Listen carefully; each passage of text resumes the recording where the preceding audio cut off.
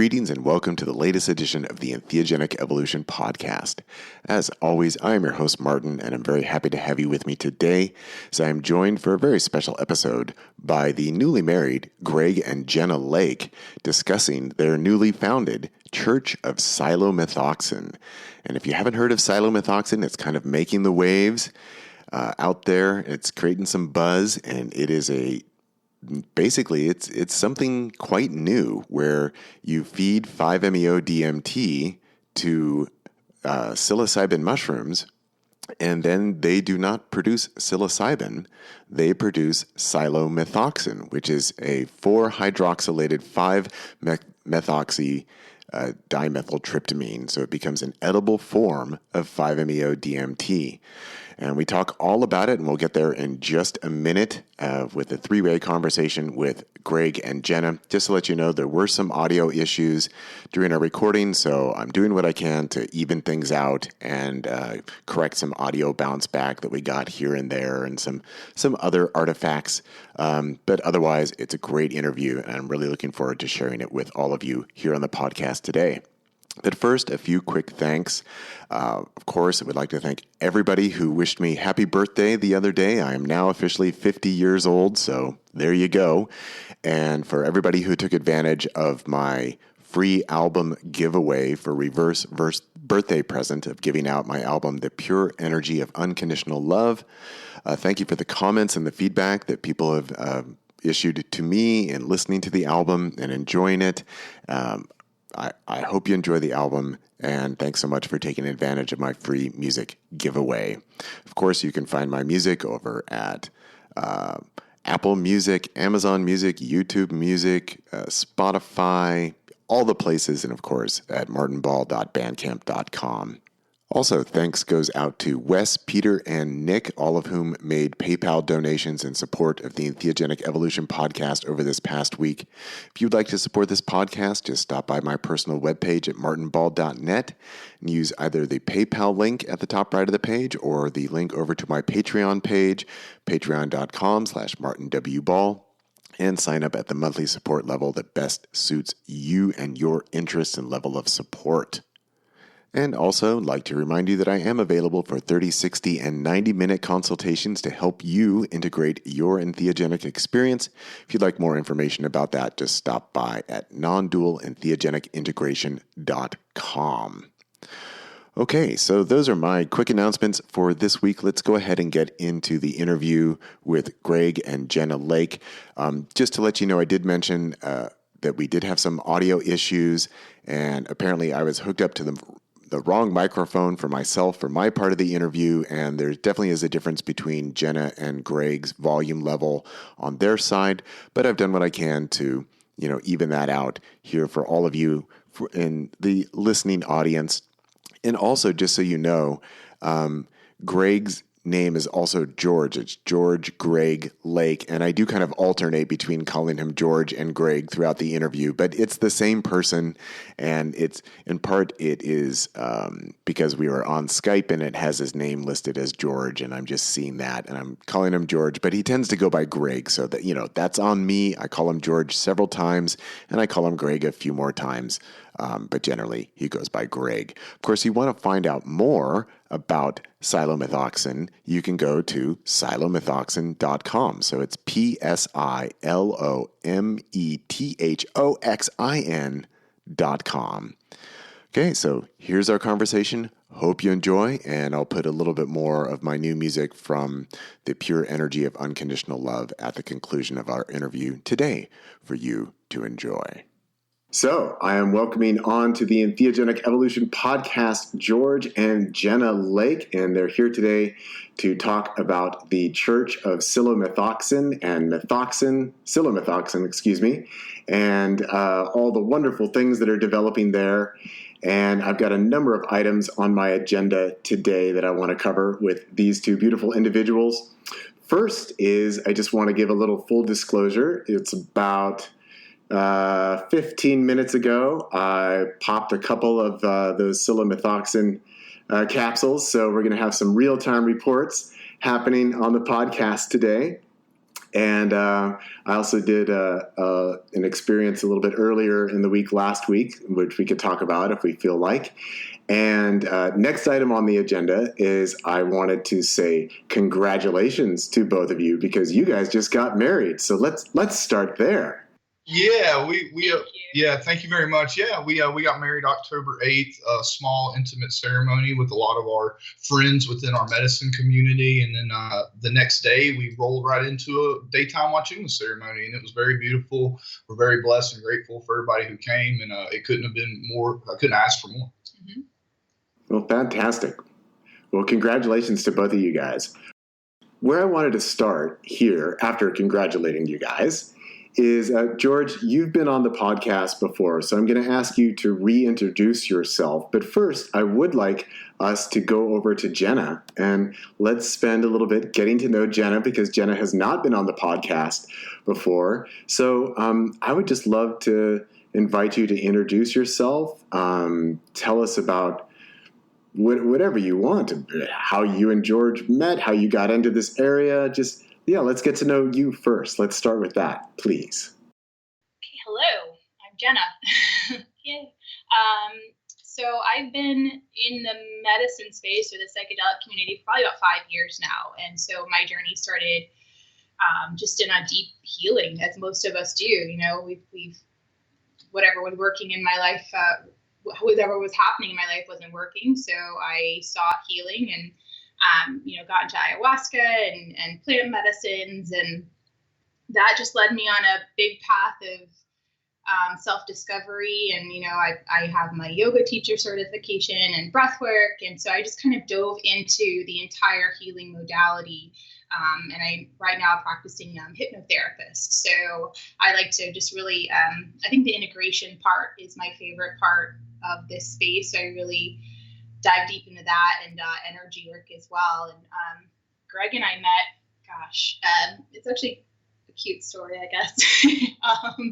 So my best friend was actually dating his business partner, and we had been Facebook friends for years. And so I met his business partner at a mushroom ceremony, and I had just sworn off men and was just completely, dedicated to, just working on me and just figuring out life and all that fun stuff. And like, oh, you should meet Greg. And then come to find out he lived like an hour away from where I was born, even though I was all the way across the country. And we just had a lot of similarities and everything in synchronicity. So we met, and that's probably the end of the story. We just right away, I know you. Did you tell him that you wrote a book?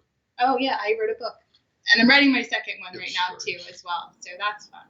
Yeah, well, what's your first book? So my first book is called Messages from the Universe. And that really is the culmination of my journey of like learning about how to be a successful human, I guess. Boundaries and energy and personal responsibility, which is a lot of what my second book is taking ownership of your life and how that whole process works. Because I found, in the spiritual community, we see a lot of the end results of people, and they're happy and they're healthy. Okay, well, like, where's the dirty, messy part? Like, I see you at Z, like, how were you when you started at A? Like, what did you have to do to get to Z? And so it's kind of like that whole messy journey. It's a beautiful journey, but it's one of, just being mad and angry and joyful. And so just that all rolled into one story. So I've had a lot of fun with it. Yeah. So when are you expecting to release your second book? Hopefully next year. Yeah, I'm this one has been a challenge just because I'm diving into a lot of the messy emotions that were involved. So I'm having to just kind of pause and be like, all right, let me just take a moment before I get too deep into this one. This one's more a little bit personal than the first one. So hopefully I'll be able to push through it by the end of this year and early next year. Okay, great. So you guys are in Florida now, is that correct? Yeah. Yeah, and George, you were from Texas originally, is that correct? I'm from Texas originally, and then, when I first started in the space, when we talked last time, I was living in Baton Rouge, Louisiana, but obviously I met her, and the decision was made that it's best to be out here, so here I am. Are you guys in hurricane zone at all? Luckily, we missed the last two. And funny enough, we were traveling both during these last two. So I guess the hurricane did not want us to be in the state at the time they visited. But no, we're like an hour north of Tampa. So luckily, we just got rain, which is grateful for us and terrible for the people that did get hit a little bit farther south from us. Yeah. Okay. Well, thank you, Jenna. Appreciate you sharing a bit of yourself and what you've been working on and continuing to work on and express. And Greg, if you would just want to reintroduce yourself to the podcast listening audience, I think it was almost a year and a half ago, I think, that I had you on for talking about entheogenic churches and the law as regards entheogenic sacraments. So, yeah, whatever you'd want to do to reintroduce yourself to the podcast listening audience. Okay, yeah. My name's Greg Lake. I'm I guess, semi-retired trial attorney and appellate attorney. And as Martin stated, now I specialize in helping people, enshrine their rights under the religious freedom laws through creating structures and internal documentation for entheogen-based religious practices. I've specialized in that for about 3 years, worked on close to 60 projects across the country. And in that amount of time, I've also written 3 books. My first book is Psychedelics and Mental Health series, Psilocybin, published it June 2020. And that is a compilation of all the mental health research with commentary, throughout time up to February 2020. My second book, The Law of Entheogenic Churches in the United States, that came out, I guess, March 2021. It's just a foundational text about the Religious Freedom and Restoration Act and state law and kind of the inner workings and basic understandings of the religious freedom laws as it relates to entheogen-based religious practices. And then my third book, which came out January or February of this year, is a very, very deep dive into the definition of religion under the First Amendment in light of the sacramental use of entheogens. Kind of a pull at the research and the new historical data that we have about how ancient and widespread these practices were, and kind of a commentary on, what that means for us as being defined as a religion moving forward. To date, I'm still doing church work, but I've now taken a position as a co-founder and lead oracle of the church Psilomethoxin, which has been where a lot of my energy has been going. Just blessed. I love all of it. Yeah, well, I'm a little bit embarrassed to say that I don't have copies of any of your books, so I can't ask you specifically about any of the passages in the books. We're going to have to correct that. I will send you the PDFs. Yeah, no problem. I'll send them to you tonight, brother. Excellent. But just to kind of develop on that theme a little bit more before we get into the Church of Psilomethoxin, it does seem like things are moving rather rapidly in this area, that there's a lot of people that are looking to develop entheogenic churches.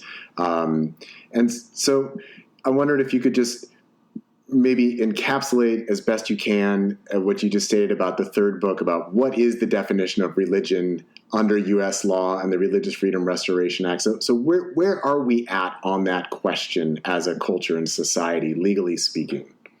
And that's a very good question. And, the exact definition or test used by the courts to define these things vary. For instance, the Ninth Circuit out there where y'all are at has a very lenient standard for what constitutes a religion. Most of my work revolves around kind of the harder test, right? Because when I'm working with people, I want to use a little bit of the more comprehensive and strict standards to help structure their stuff. So that way, worst comes to worst, we know we have a good case under this, harder or more comprehensive test. And so with that being said, there's really no exact definition for religion per se, but there's a case out of, Wyoming, out of all places, a district court case out of Wyoming called the Myers case back in early 90s that really what we say is the penultimate religion test. And all it is a list of 14, 15 factors for the court to look at, right? And so these factors are not dispositive in and of themselves, and some of them look at the substance of the beliefs. Other factors look at what we call accoutrement, which are outward manifestations of religion. Because to a large degree, The religion test at its heart is religion by analogy, meaning that the courts pull markers and points of reference from other established religions to help boil down the different factors that they look at. So a lot of my clients, I tell them, people ask me all the time, for instance, do we have to charge a membership fee or have a membership application, all this stuff? And, for me, yes, that's best practice. But at the same time, there's tons of churches in this country. You can walk in any Sunday, sit, watch service, take communion, walk out, never have to fill out a document. So it's always important to remember, what other established religions are doing, because one thing that is good about it is that it's not a double standard, right? But as it relates to entheogens, I've boiled down all the research and case law that I've read basically to this. It's that, we hold these specific substances out as sacred, okay, and that we believe that they can effectuate primary religious mystical experiences. Within that experience, that is where we find our ultimate specific general life questions, answers to those questions, past, present, future.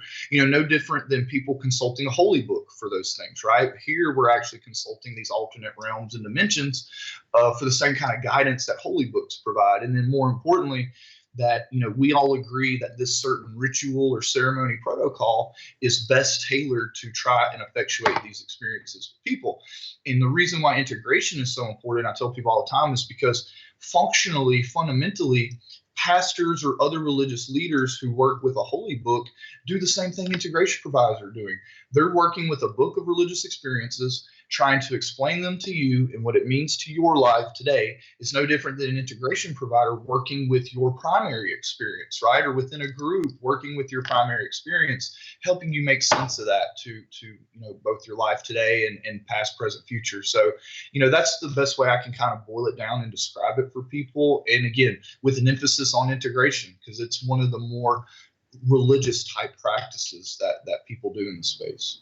Yeah, interesting. So, Jenna, I want to turn to you again for a moment here. So, obviously, Greg is coming from a very legalistic standpoint, as a lawyer, and you've already mentioned that you kind of entered into this space through personal healing, transformation, yoga, self-inquiry.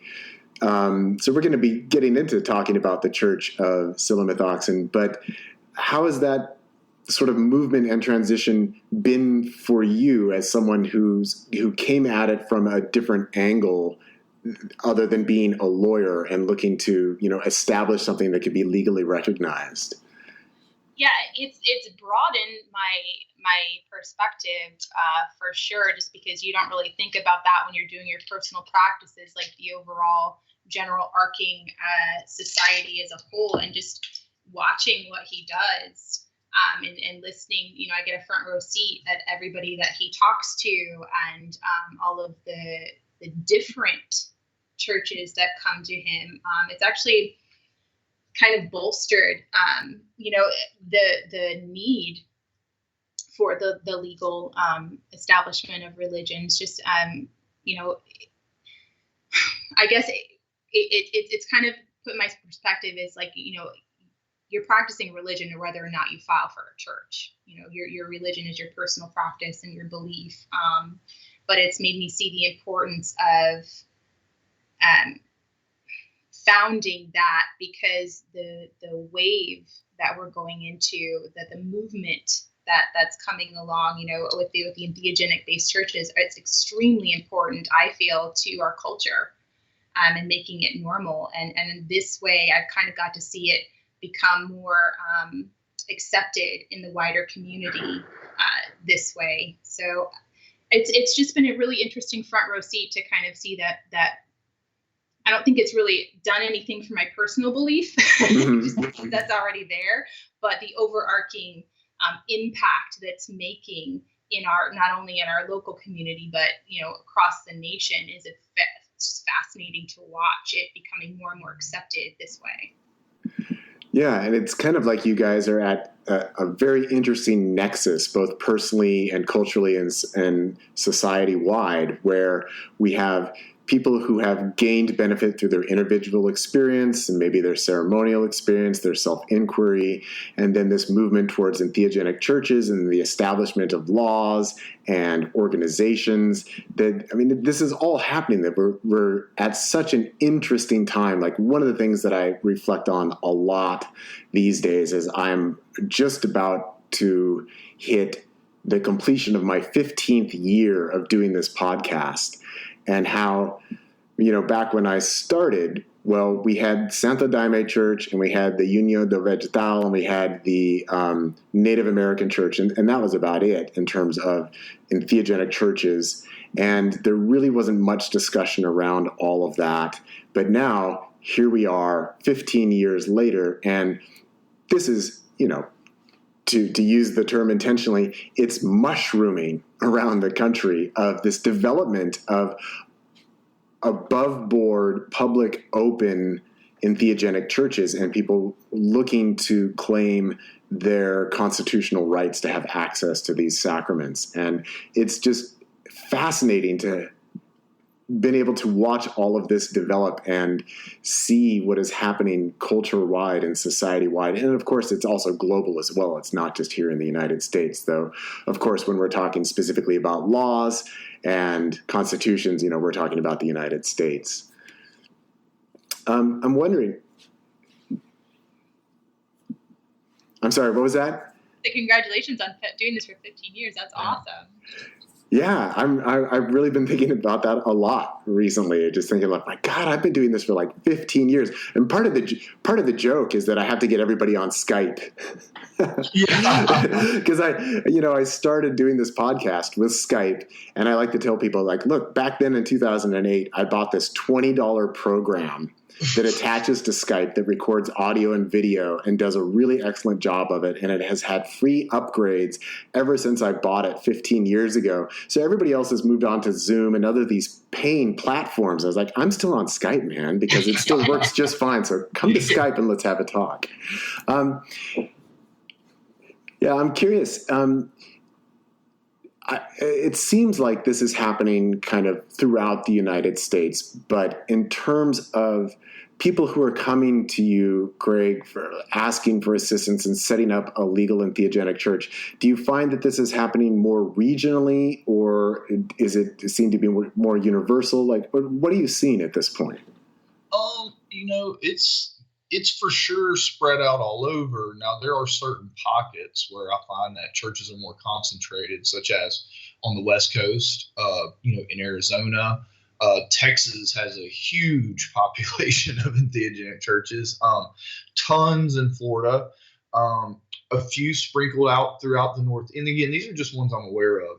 There's probably tons that I'm not aware of, but tons on the northeastern seaboard, which, believe it or not, have very good religious laws up there, state laws. And then there's been a few in the Midwest that I've worked with. I think the Midwest is probably the place that needs, some growing to do, understandably. But I even talked to a lady in Missouri, Springfield, Missouri today, and she's like pumped, ready to get a community started, And so, it's spread everywhere. And, I tell people this all the time. Some people scoff at me, but I'm serious. I believe, from my point of view, within the next 5 to 10 years, entheogen-based religious practices will be the dominant one. Yeah, well, I think that the motivation and the inspiration is there. And especially, what we've seen over many decades now is people being disaffected from traditional mainstream religion, that is really going away in a lot of sectors of society, particularly in the Western world, not just the United States, but also Europe and other places where they're not interested in going to hear a lecture about some 2,000-year-old stories, but the appeal of actually taking a substance that generates and gives access to a direct spiritual experience, that has a lot of appeal to people. And another thing that I've seen in the work that I've been doing is that, I've been working as an integration coach and consultant for a long time for people. And something that I'm seeing a lot more of now is actually people who are in their older years who have never been interested in psychedelics and maybe left religion when they were a kid. And they are now going and saying, well, I want to have my ayahuasca experience. I want to have my 5-MeO experience, and I'm looking for a supportive place to do it in. And that's where entheogenic churches really could provide a social service that is in only increasing demand at this point. Yeah, and along that point too is that, when done correctly, with all the people I've worked with who are really good about, setting all these events and ceremonies and stuff up, they build incredible communities. And people come initially for the ceremony, and sure, that's where kind of everything flows from there. But the community aspect of it, it grabs a lot of people. It grabs a lot of people, and they stick around for that. Yeah. So where you guys live in Florida, I'm just curious, how is your community there? And because it's interesting, because Greg, you mentioned both Texas and Florida, places which, politically speaking, tend to veer pretty hard to the right. And so it's a little bit surprising to hear that these are places where a lot of this is developing. So how about your local community in Florida? What kind of connections do you guys have right there? We are actually really, really lucky. We're by a city called St. Petersburg, St. Pete. And that, I feel like, is an epicenter of not only the psychedelic movement, but just new thought. And there's yoga and just sound healing, like everything that you can think of in the entheogenic community is in St. Pete. So, and then that's like an hour and a half away from us. So I've been, that's been where I've gone to grow for years. So as far as location wise, we're in a pretty epic place for that. Mm-hmm. And there's just so many communities. Like, you can't look at an event for a weekend and there's there's 10 to 20 of everything going on where we are. So you never can miss an event for self-improvement or a ceremony if you needed it around here. Oh, fantastic. This is off topic, but have you guys ever been to the Dolly Museum in St. Pete's? Oh, heck yeah. Yeah, that place is really amazing. Yeah, so not connected to anything we're talking about here, but actually it's my wife's family that owns and runs that museum. No way. Oh, wow. That's awesome. Yeah.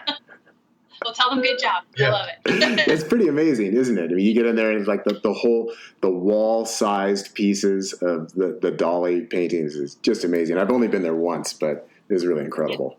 They unfortunately, I know they had that big tree outside of it where people would tie ribbons and stuff. I think that one was lost in the hurricane, though, that big tree. Oh, that's sad. Yeah, it's such a beautiful place. Okay, well, let's start talking about psilomethoxin. Let's just kind of start with what is this? Where does it come from? Who figured this out? Because it's totally fascinating. And actually, just before I got my first little microdose, somebody shot me a message on Facebook saying, "Hey, have you tried this yet? We want to know. What is this thing?" So let's get into that. Let's start with, what is it? Yeah, so that's a very good question. So psilomethoxin is a 4-hydroxylated version of 5-MeO DMT. It was first synthesized in 1965 by the Pasteur Institute. In order to synthesize it requires a very intricate 10-step process that takes close to 3 days, from what I'm being told. And so because of that, it never really was picked up. So, 1965 was not too long before the Controlled Substances Act, too. So that obviously probably killed any chance that was going to get any attention and ran with. So as far as, and again, this is just the history as far as we know it, is that, past that point, it kind of went into the history books. And, no one, especially anyone who's wasn't wanting to try to do that because of the legalities involved with it. And then in 2007, Alexander Shulgin, on his website, cognitiveliberaty.org, published a response to a letter he got asking about psilomethoxin. And, he noted that there were people in Germany who at the time were feeding other synthetic tryptamines to mushroom substrates and getting 4-hydroxylated versions of it in the mushroom fruiting body. And so in that letter, the person asked, he said, "I theorize that if you throw or were to mix in 5-MeO DMT salt to a growing mushroom substrate, that it would produce psilomethoxin." And so that kind of got stuck back on the internet, I guess, just kind of shoved away in the internet somewhere. And Ian, my law partner, stumbled across it. And Ian, being the person he is, had access to the resources to try this. And so, so it was tried.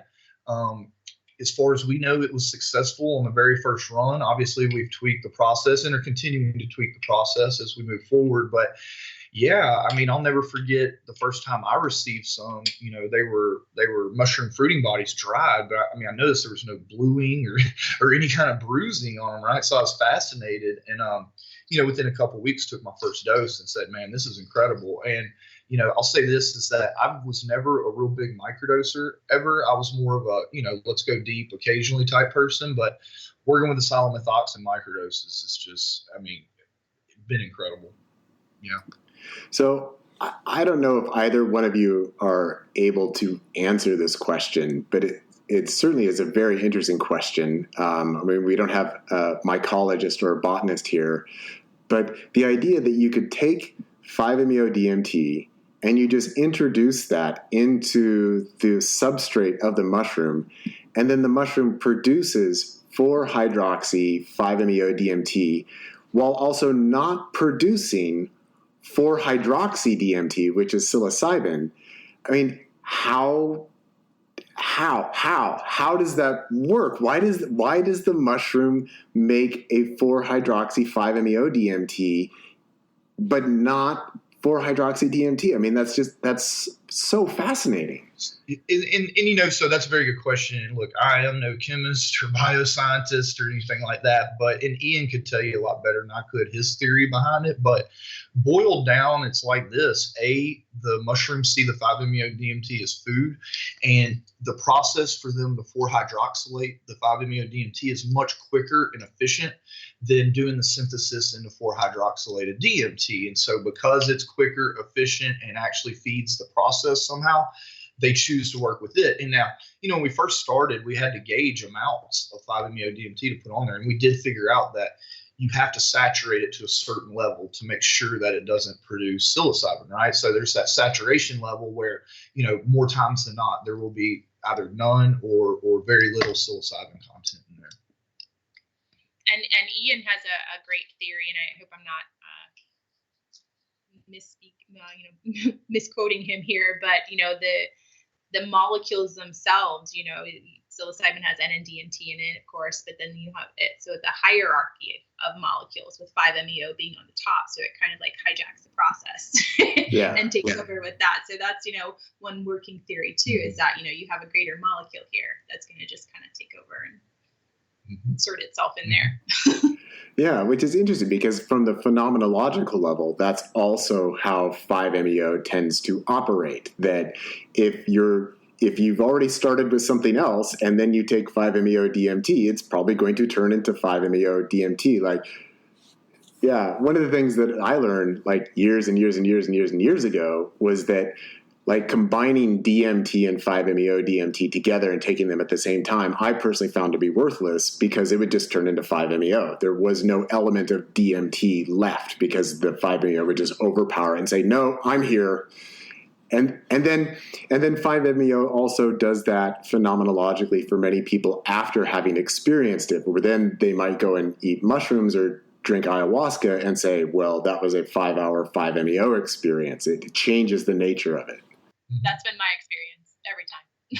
I'm always back in that space. Yeah. All right. So now, through this amazing natural chemistry of the mushrooms, as you say, you have to hit that saturation point. Now the mushrooms, they're producing 4-hydroxy 5-methoxy dimethyltryptamine. So it's growing in a mushroom, and yes, as I've seen, that they are gray. They are not blue. They're not staining because they don't have the psilocybin or the psilocin inside them, and you can use them like mushrooms.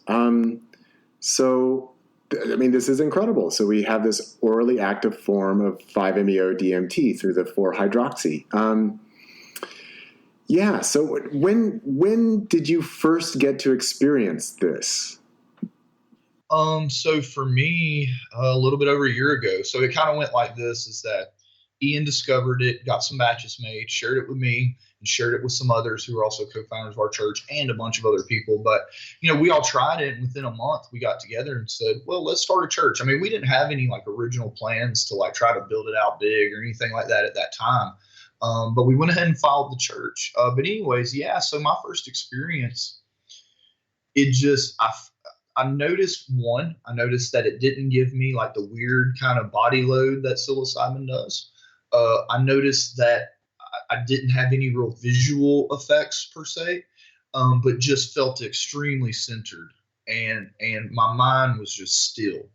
I noticed that about it, and just feeling. For me, it's a completely energetic experience. Like it's just feeling the energy pulsating through the body, and in that, it just brings you into kind of this peaceful awareness. And, I'll say this, that like with macro doses, which for me, 1.5, 2 grams, I like to dance. When I dance on it, it's like, channeling energy through my body, but at the same time, it's cleansing me.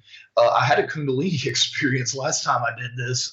It's purely energetic to me, but it has mental effects that can be subtle for some people, but especially for people who've been working with these medicines for a while, they can immediately pinpoint it and say, wow, it's like it brings you to that I am state where now in between, input and response is this filter where you can say, oh, okay, yeah, I don't want to put my mental energy here. Oh, this is good. Let me react to this. And just literally lets you be a gamer in the play the game of life, as Carla Ruck would say in Living the Law of One. It puts you on the big game board to play the small game board, so you're kind of up here in a higher frequency and better able to manage and move around on the lower game board of life down here. And Jenna, how about for you? What was your first introduction? Around the same time, a year ago, and we just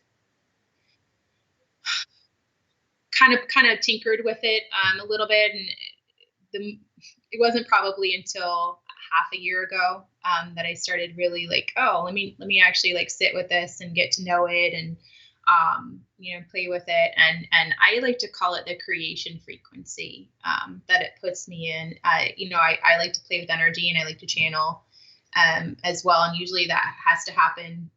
I can do it outside of medicine, but it's usually like on high doses of things, and I can pop right in back into that space with the microdose because it just opens up that channel without the overload of a big whole medicine journey as well. So for myself, it just kind of locks in that alignment. And same as Greg, if I'm moody, I know it's surprising, I never get moody, but so if I'm in a bad mood or just having like a down day or something, it can pull you out of it.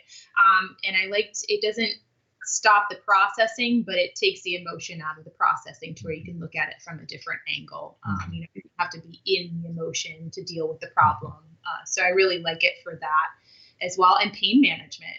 I have had knee surgery, and so sometimes that hurts, and especially if we dance and move, and I like to do that. Sometimes I can't because my knee is hurting. I take that, and it's negligible as far as noticing the pain. So flexibility and just body movement, it helps a lot with that too. Much like as if I was in an ayahuasca journey or DMT, because I noticed for that too, like you don't really notice, your body is not your own sometimes, and what it's able to do outside of that. So it brings me back into that space too. Yeah. Well, let's talk a little bit about doses and amounts and experience. So I'll just start with myself. So I had a little sample. I had 3 capsules. I'm not quite sure how large the capsules, like what's contained. They seem to be like kind of large capsules, but I'm not sure how much is in each one. And so this was last week. I took 3 on an empty stomach in the afternoon. I had eaten some breakfast and had some coffee earlier in the morning. And so for me, about 20 minutes in, I started to kind of notice, okay, it definitely was not psilocybin, but it reminded me, of mushrooms in the sense that kind of like, okay, I'm feeling my hands are a little bit clammy and I'm feeling some sensations and some energies moving.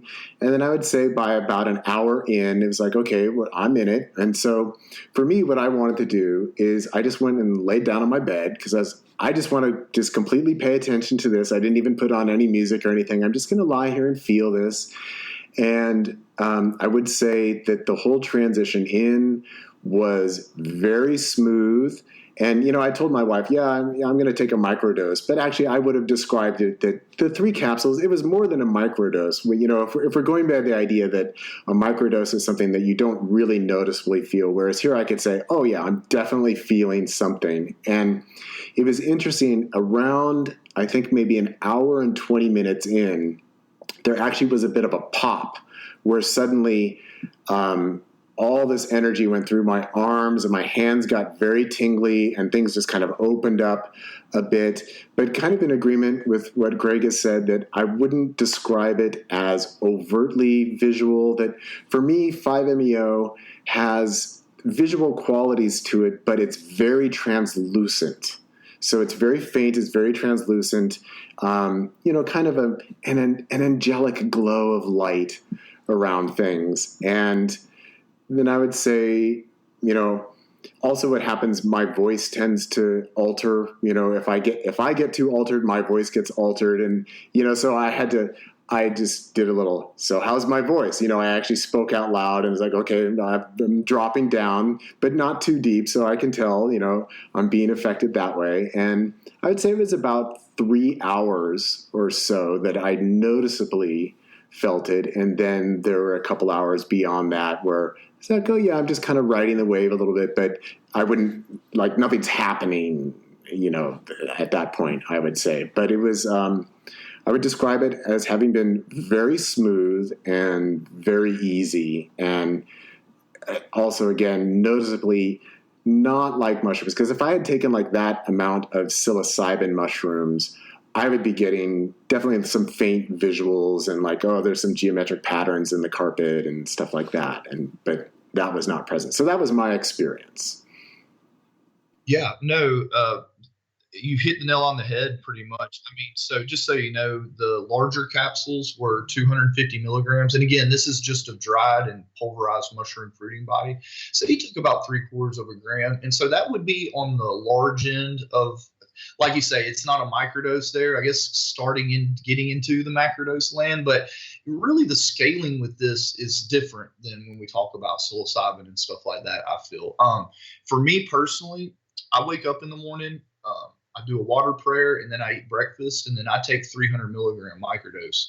And that pretty much stays with me most of the day. Again, I don't feel intoxicated at all. I actually feel more above average. Like, it's hard to explain. It's just, it completely switches up my frequency. For instance, today, after breakfast, I got to working and forgot to take it. And several things came up and I started to get frustrated, right? But working with this medicine has put me way more in touch with my feelings and emotions. So I realized it real quick. And I said, well, let me take my microdose. And literally within 15 minutes, like, I felt it. I felt my energy shift. I felt a shift. I was like, okay, no, we're good. I can handle this. And so, yeah, I would say microdose anywhere between 150 to 300 or 400 milligrams. Anywhere the macrodose up there, we've had reports of people taking like up to 3 grams that were fine, had incredible journeys. They have reported that at higher doses, you get a little bit of light sensitivity. So if people do it, it's probably best to do it in a dim area or outside at night or something like that.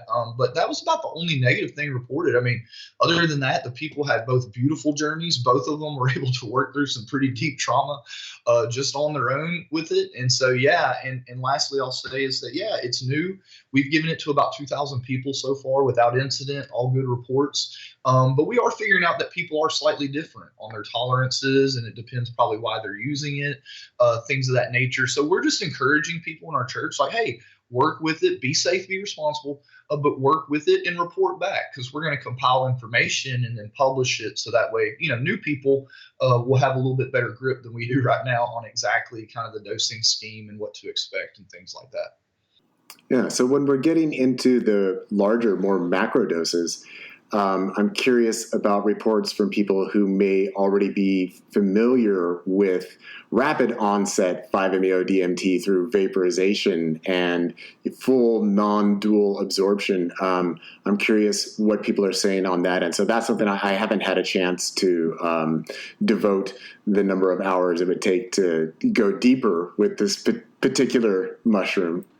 So and just so you know, when we first opened up the church, our first probably 100, 150 members were all people that were part of the conclave, right? All experienced 5-MeO practitioners. And, our feedback number one was this. They said, this is the A1 receptor modulator, this molecule, right? So this is way more in line with 5-MeO than it is psilocybin. So that was the first things. But, I think if you take enough of this, I don't know what the dosage is, you will get pretty much to the 5-MeO level. I don't think it's something to do that's desirable to do with this molecule. I really think at the 3 gram and below dose is really where the magic happens. I mean, people are going to be experimenting and we'll know more coming up. But, from what we know now, I always recommend really microdose it. But I mean, if you want to do a larger journey, like go ahead, that's perfectly fine. But the 5-MeO people did report this back. Here's what they said. They said, look, this is incredible for new people to 5-MeO. They give them a microdose, maybe 30 minutes to an hour before their 5-MeO dose. And what they're reporting is this. They say they come up less jarring because you're not coming all the way from baseline. You're kind of merging with the traffic.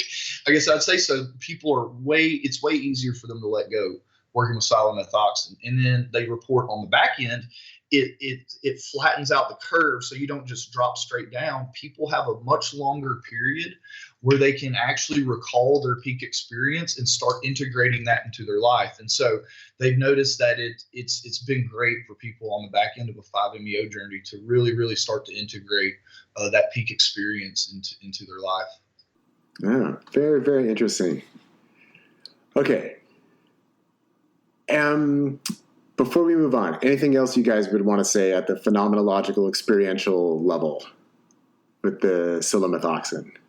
I would say I've used it to even out moods. I think that's a big one too. And like sometimes, if I need to take 5-HTTP for that, I'll actually use Psilomethoxin instead. And that works just as well, if not better, to kind of level out my serotonin amounts and keep me on an even space. So just the neurogenic benefits of that are really positive in my experience.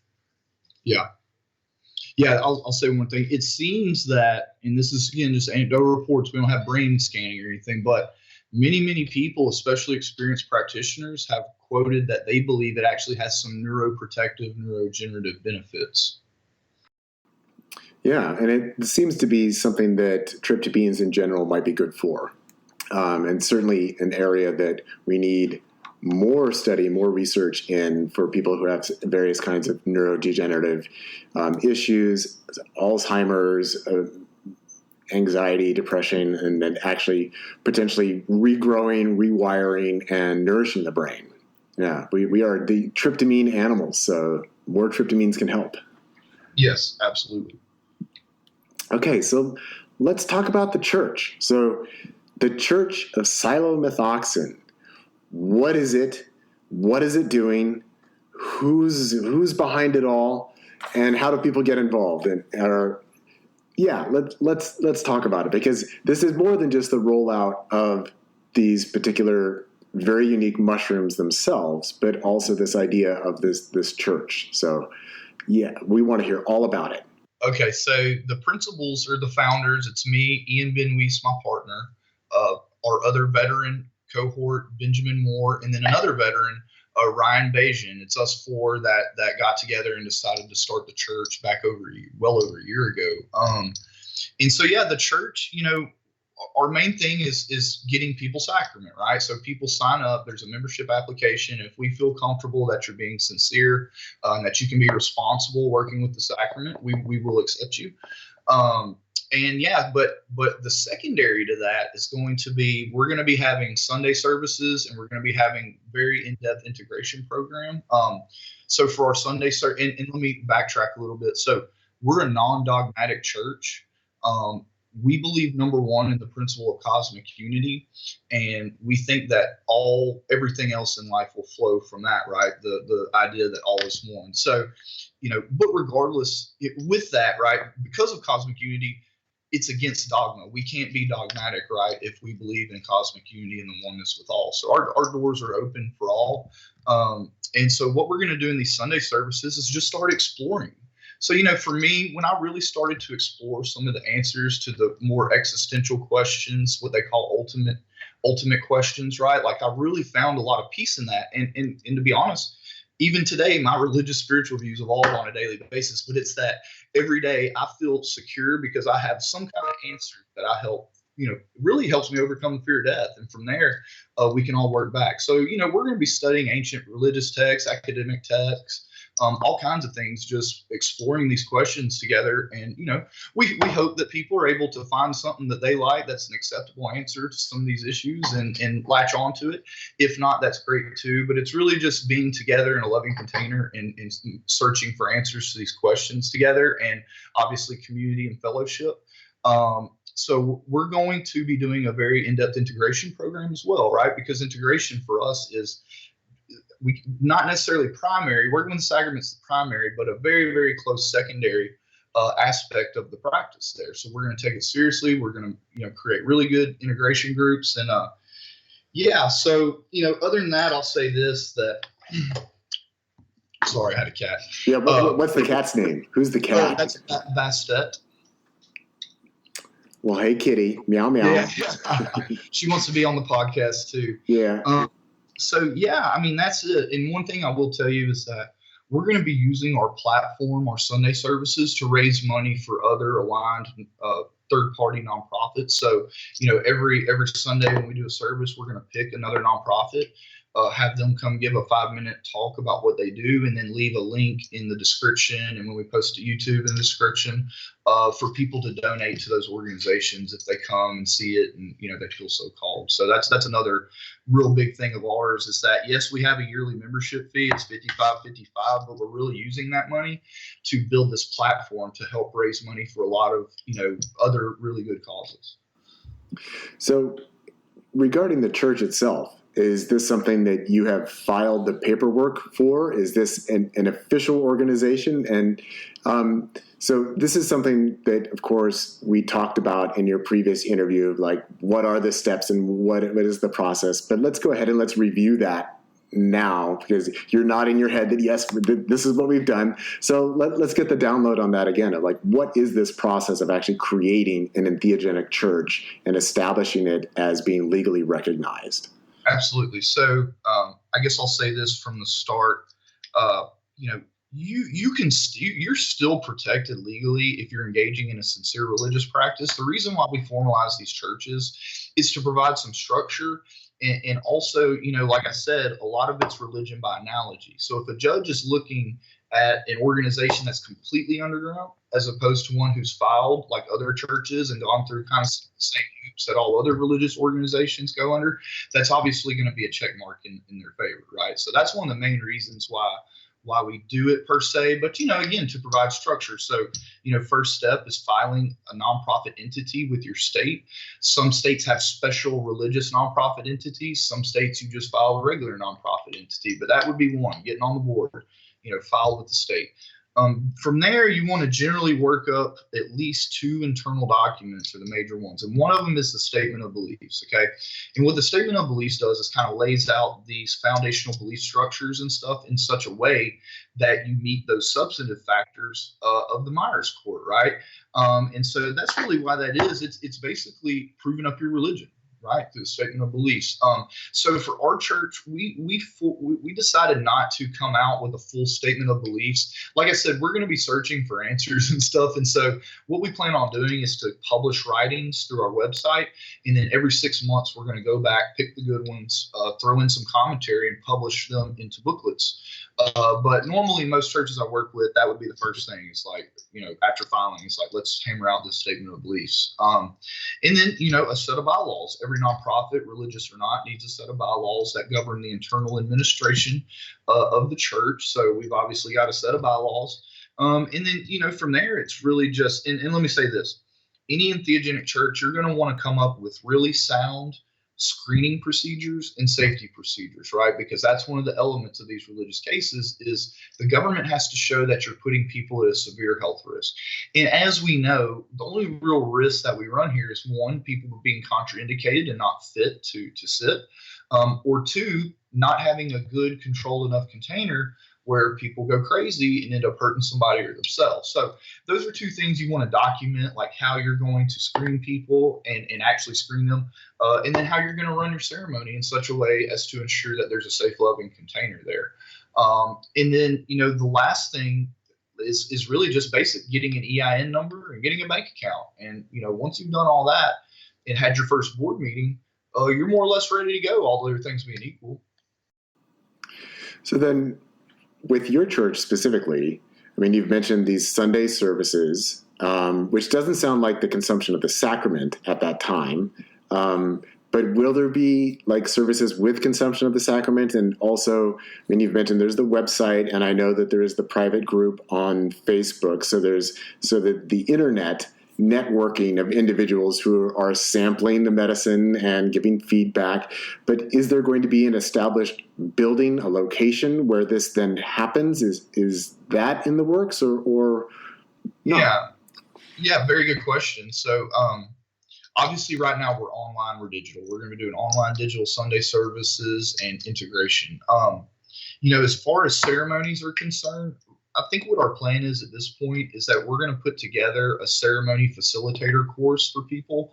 And if they come and take the facilitator course, have a small fee for the certification, and then those people will be able to hold officially sanctioned, Church of Psilomethoxin ceremonies. Now we know, and there's nothing the church can do about it, that people are going to be working with other people with it, right? And we understand that, but anyone who's going to officially fly our flag, we want to make sure that they at least have some basic knowledge and protocols regarding serving, entheogenic sacraments. I'll say this too for everybody. Yes, we ship sacrament by the mail, but, yes, we have a church, but two is that this is not a specifically scheduled substance, right? And there is no data on it. So what we're going to do is we're going to integrate a research platform into our membership where members can download an app and anonymously sign up and give as much data as they want, right? And so then we're going to start crunching that data and start working some numbers through an independent third-party research company. So last thing on physical location, yes, I mean, we're based out of Austin. We don't have a brick and mortar just quite yet, but we are eyeing some different properties that we want to buy.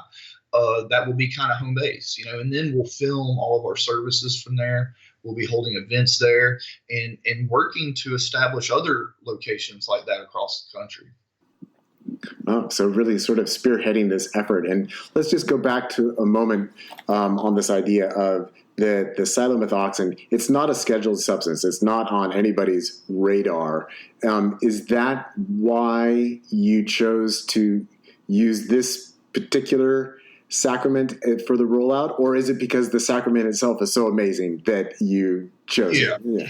Well, it was really because the sacrament was so amazing. That's why we filed the church within a month. You know what I mean? We said whatever, but we want to have a formal organization centered around the sacrament. You know what I mean? And so that's why we originally did it. And yes, it's not specifically scheduled. Now, as most people know, there's this thing called the Analog Act. Okay.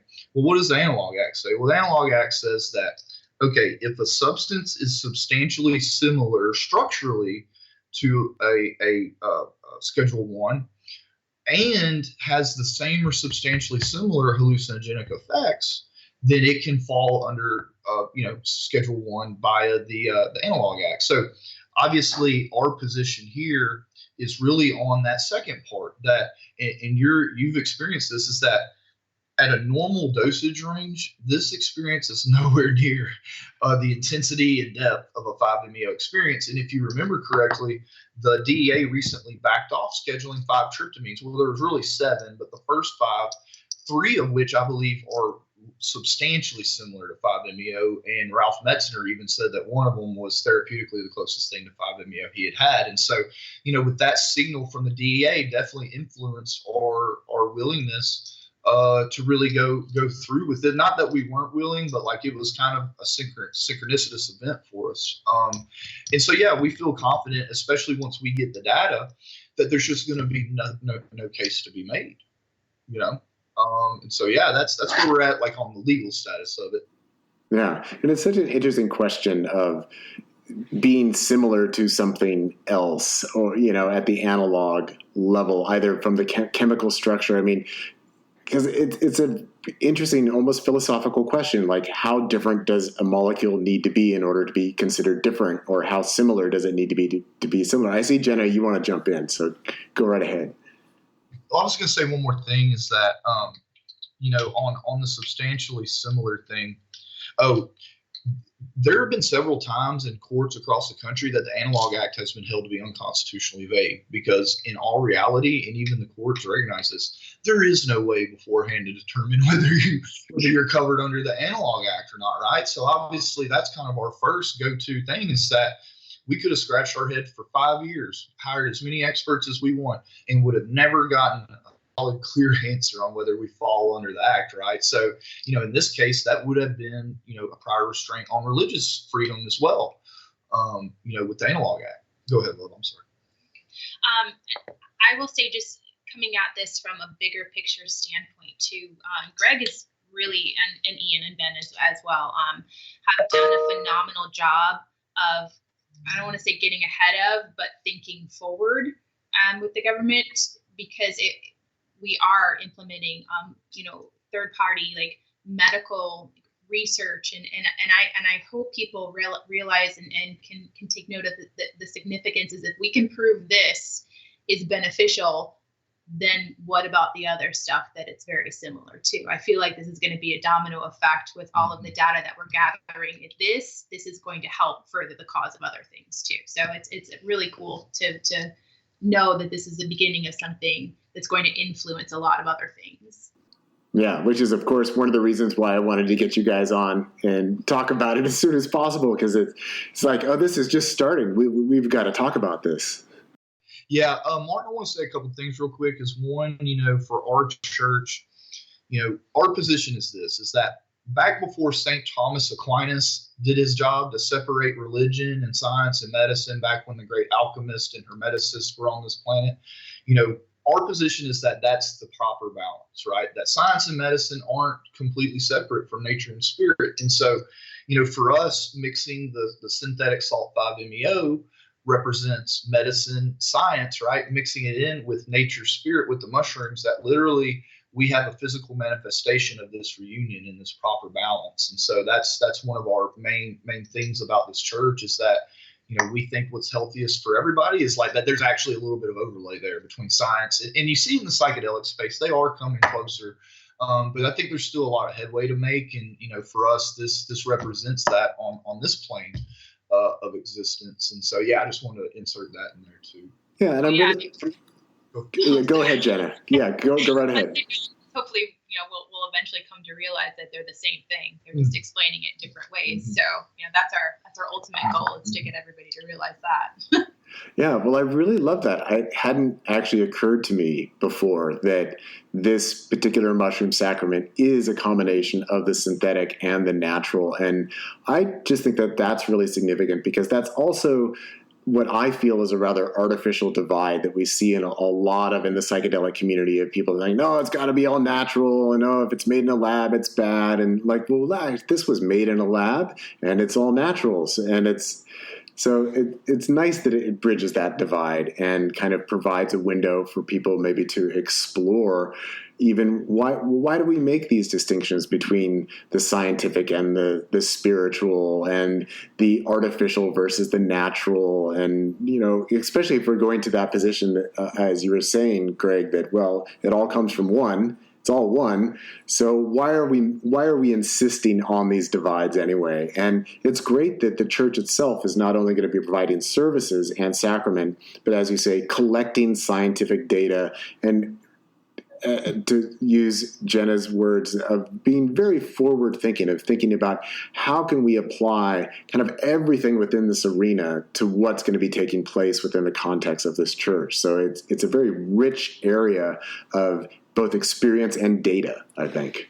Yeah, and from our church's perspective, is that the mind, body, and spirit are one inextricably intertwined complex, right? And that judging people's spiritual progress can happen by monitoring their physical and mental health, right? So our position is that what we're seeing on the mental and physical planes is really also a function of what's happening spiritually, because you can't separate them. So it's literally being able to track, and more importantly, the members being able to track their progress through this. Yeah.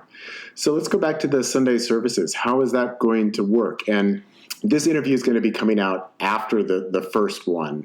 But let's tell us a little bit more about that and how people can join up. And I assume this is going to be something happening every Sunday, or what's the frequency?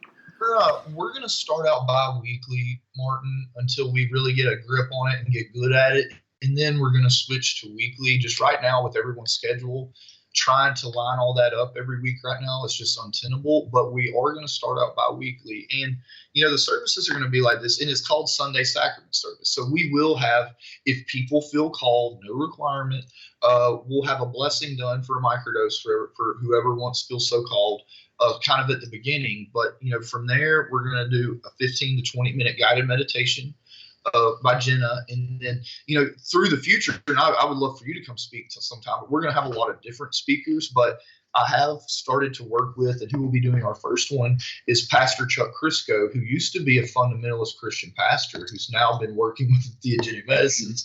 And so he's going to come deliver, the bulk of our messages, for us. And, we find that compelling because, one thing is that there's a lot of Christians, ex-Christians coming to this medicine space, right? And we know that a lot of them probably feel some guilt and shame around the decision to, go with the devil or whatever you say. And it's like, and it is for everybody. Pastor Chuck's energy and demeanor is just so beautiful. And I just hope that people, people that feel some shame like that, I hope identifying with Pastor Chuck will help them overcome that, right? So, yeah. So how do people link in? How do they participate in these events? Oh, yeah. So so the website is www.psilomethoxin.com. We will be posting our links there on the website, but and then also if people join the private Facebook group, we'll be listing them there. And then and we're going to get wider with our distribution of the things as time goes on. But yeah, for right now, website there they can sign up to be a member. When it asks who referred you at the top of the thing, just put Martin Ball's podcast, and we'll know that you're listening. So yeah, that's it. Okay, tell me about the card. The card? Which card? There was a card. Hold on a second. Let me go grab it. Yeah. I know what you're talking about now. Yeah. Okay. The card. Yeah. Okay. Yes. So that is a doc card, and we've done that initially for all of our founding members. Included a doc card, and to be honest with you, I wasn't able even to get mine hooked up. I don't know. It's probably because of me. But apparently, when you get it set up, it'll have a link to the website. So when you refer people, they get the doc card, and then they can scan it and then be referred. So it's kind of a face-to-face referral card, really. Okay, so for listeners out there, what we're talking about is, I got my sample of the Psilomethoxin, and it came with this little plastic card, and there's a pretty trippy looking toad on it, and he's got a few too many eyeballs, as tends to, be the case, and we've got some mushrooms growing out of him with some eyeballs, and then just one of these, I don't know what they're called, these little things that you take a picture of and it sends your phone. What's that? QR code. Okay, yeah. Yeah, so I just wanted to ask about that because I was like, "Oh, what is this?" And I haven't activated it yet. Hey, here you go. You can go to downtown Ashland and invite half the population. Tap that on their phone. Yeah. Here you go. All right. Well, I think we've just about covered the bases.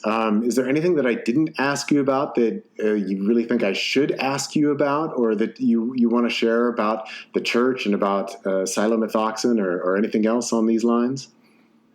Yeah, just one thing. I know a lot of people are probably like, well, this hadn't been formally studied, or there's safety issues, things like that. And we're not going to represent that it's 100% safe, but other than to say, to date, we've distributed to about 2,000 people, about 25 to 30,000 microdoses, and have not had any instances of any negative side effect or anything reported to us. And so obviously when we do the research, we'll have some more hard numbers to give people, but just to let everybody know, and we bioassay, we sample every batch that we get before we send it out. So we're doing the best that we can with what we have right now, but we'll be putting some more formal numbers together for everybody. Yeah, and I would say just working with this. I mean, myself, like 6 to 7 months. Greg, over a year. Zero physical negative benefits. It's only brought about positive things. So I can safely say for myself and for Greg, we have zero worries about that. And for the church itself too, I know Greg touched on this a little bit. The universal consciousness, but a lot of our Sunday sacraments and in a lot of our integration, it's just bringing people back to their own power. The I am, the really focusing on taking control and power over your own life and your own healing journey. And so I think that sacrament's going to be a really good modality for that. Yeah. And I'll just give the testament here that now I'm about an hour and 20 minutes in.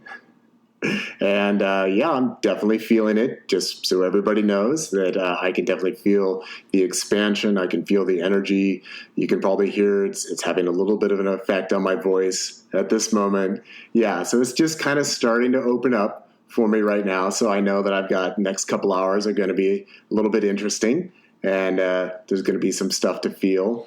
But thank you guys so much for not only coming on and talking about this, but for being so active in sharing this with others and creating this church and creating this network that's going to be exploring this, essentially this new modality of mushroom and 5-MeO interface. Yeah, and we want to say thank you, Martin. To us, you're one of the most experienced and well-known and well-written 5-MeO practitioners, really in the world. And so, for you to bring us on and have kind comments and stuff to say, we're extremely grateful. We appreciate you, and you're going to be a lifetime member. All right. Well, thank you guys so much. Yeah. Thank you. All right. And congratulations again on your marriage. Beautiful. Thank you. All right. Well, I'll let you guys have the rest of your night. We appreciate it, Martin. Okay. Bye.